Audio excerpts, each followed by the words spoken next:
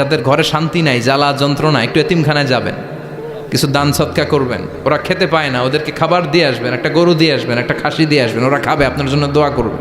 আর মাথায় একটু হাত বুলিয়ে দিয়েন।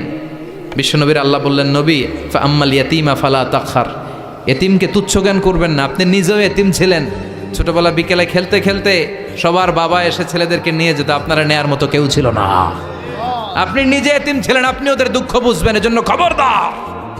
ফাআম্মাল ইয়াতীমা ফালা তাখহার, বিশ্বনবীর আল্লাহ ধমক দিয়ে বলে ফালা তাখহার, এতিমদের প্রতি কঠোর হবেন না, তুচ্ছ জ্ঞান করবেন না, এতিমের সাথে রূঢ় আচরণ করবেন না।